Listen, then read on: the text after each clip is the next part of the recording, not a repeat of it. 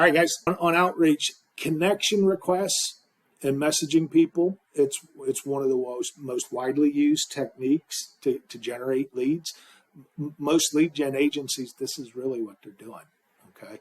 Anyone that's ever worked in the recruitment or staffing space knows this already, okay? But you got to identify. We'll get specific on how to find your specific targets, okay? This stuff that I'm teaching, guys, by the way, everything, there's riches and niches. If you're one of those that want to be a shotgun and you got a buy box that's a mile wide, good luck, okay? Because you're going to generate a ton of stuff and none of it's ever going to go far, right? Get very niche, very specific, and drill down, and then you'll see it take off and you'll go a mile deep. You're only an inch wide, but it'll go a mile deep, okay? And that doesn't mean that you can't turn around and replicate it in other niches. You certainly can, but the niche is the way you want to be. The outreach, it starts with search. Make sure you're targeting the right prospects, okay? And then, this is 71% more likely to respond to the individual making contact cites relevant information about the target's current position. That's a LinkedIn statement. Doesn't have to be about their current position. You just got to make them feel like you're not spamming the crap out of everybody, and that message was specific to them for a reason. And the AI tools will let you do that.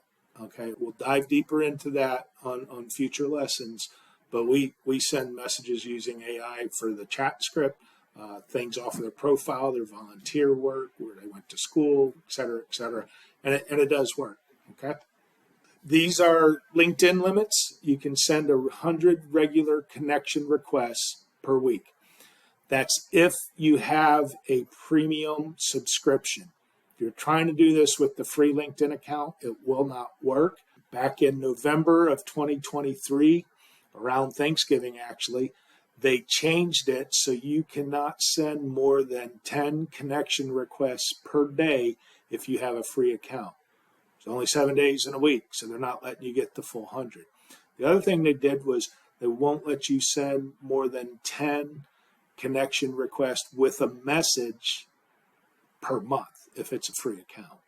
Okay, you can send all 100 can have a message if it's a premium account. It's $100 a month for Sales Navigator. Give Bill Gates and Microsoft their pound of flesh because you're going to get so much more out of this okay. I did some trainings a year and a half ago using free profiles, and I don't recommend it. Okay. So 100 is a super small number, but it's 100 a week. You can start building something from that, right? What LinkedIn doesn't advertise is if you have a Sales Navigator account, you can send another 100 through the mobile app. But I don't know about you guys. I'm not going to sit there and play on my mobile app and send them. So I had that built into the automation tool. We're not alone. We're not the only one. There's others, so I'm not trying to sell you anything. But I'll actually, as we go through this further, you'll see how I'm able to send 250 connection requests per week. Okay, so we push those limits. All right. I'll show you some of the messaging. All right.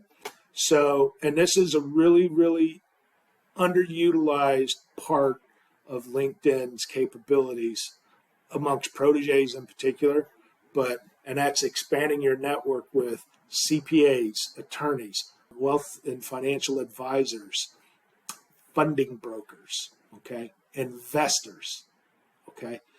I run those campaigns alongside the ones I'm running looking for the business owners, all right. But here's a good example. This is a funding broker, okay, that I messaged.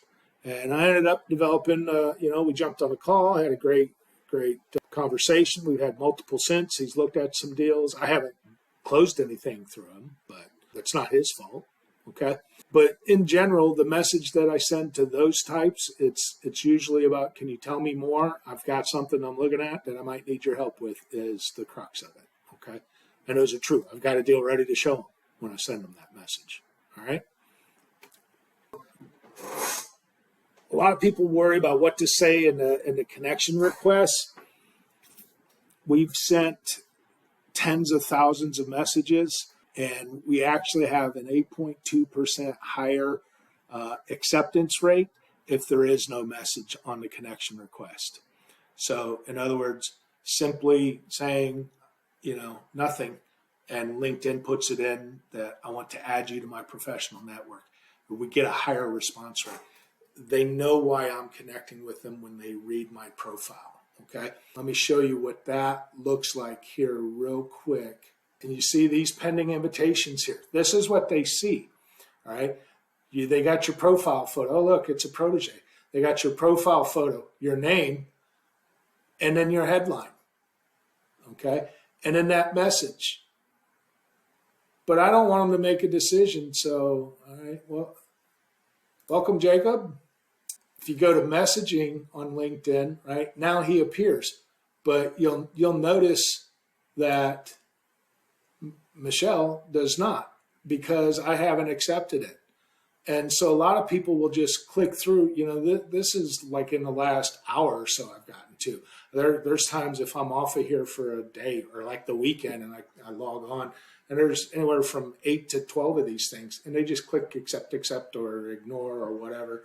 And they don't even bother reading it. So this part doesn't matter. Send them the connection request. And when we get into automation tools, I'll show you everything else we do, viewing the profile, following, blah, blah, blah. Send them connection requests. I wait about 2 days after they've accepted it, and then we can either endorse their skills or send them a message, right? And typically that message is just thank you for connecting. I'm looking for XYZ. If you think of anyone, I'd appreciate an intro. If there's anything I can do for you, don't hesitate to ask, that type of stuff. We'll get into the messagings later, all right? But this is what you want to do. And then after you've had the second message, you can start a little more pitching then, okay? One last tip on this part with the connection request. It's going to get, if you're doing this manually, it's going to get tedious and be very time consuming. I don't know about you, but I don't have a couple hours a day to spend on LinkedIn. I have about 10 minutes, if that. And so I'm able to do that massive volume because everything's automated. Okay, we've got a system in place and everything's automated. You can subscribe to an automation tool and do all this stuff for you. Technically, we'll dive into some comparisons on those tools. There's a lot of them out there.